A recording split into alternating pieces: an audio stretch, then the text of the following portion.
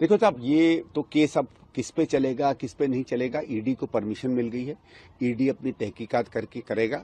जब भी किसी संस्था को मौका मिलता है कोर्ट से कोई केस फाइल करने का, तो फिर तो उस पर छोड़ देना चाहिए।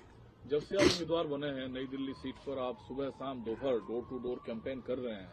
जो आपके प्रतिद्वंदी हैं सिटिंग एमएलए अरविंद केजरीवाल साहब, उनका चुनाव प्रचार कैसा चल रहा है और किस तरीके से? देखिए, मुझे पता नहीं है, लेकिन अभी आपने देखा होगा कुछ समय पहले एक वीडियो में किसी महिला जी ने उनको याद दिला दिया कि जिस सड़क पर भी वो चल रहे हैं वो कांग्रेस की बनाई हुई है।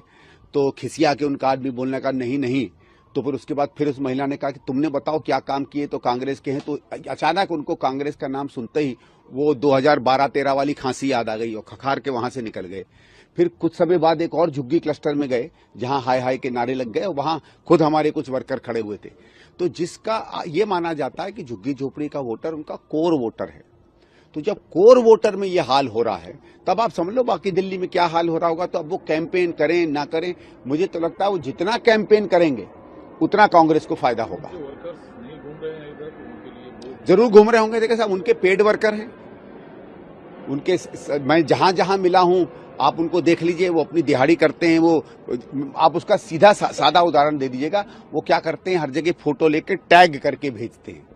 कोई पार्टियों में टैग करके नहीं भेजता है, कांग्रेस को टैग करके नहीं भेजती है। हमें कार्यकर्ताओं पे भरोसा होता है। वो टैग करके इसलिए भेजते हैं कि दिहाड़ी की वो होती ना, अटेंडेंस शीट मार्क करते हैं। तो पता कर चल जाएगा उनके कौन से कार्यकर्ता हैं। सारे पेड कार्यकर्ता हैं आम आदमी के। टीएमसी से लेकर अखिलेश यादव ने एक बात कही कि इंडिया गठबंधन में ये तय हुआ था कि राज्य के स्तर पर, मतलब क्षेत्रीय स्तर पर जो दल जहां मजबूत होगा, इंडिया गठबंधन के बाकी दल उसे वहां मदद करेंगे।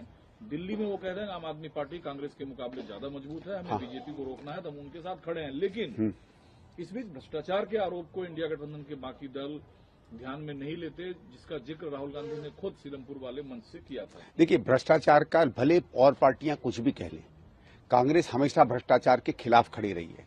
मैंने तो जो बाकी हमारे घटक दल हैं, इनको कभी भ्रष्टाचार के खिलाफ खड़े होते नहीं देखा। जैसे कि मैं सो रहा हूँ तो पिताजी को जगाना है मुझे, तो वो डायरेक्ट उठाने के बजाय, और हिंसा की परंपरा मेरे यहाँ नहीं थी सौभाग्य से, तो वो क्या करते थे कि उस कमरे में आ जाएं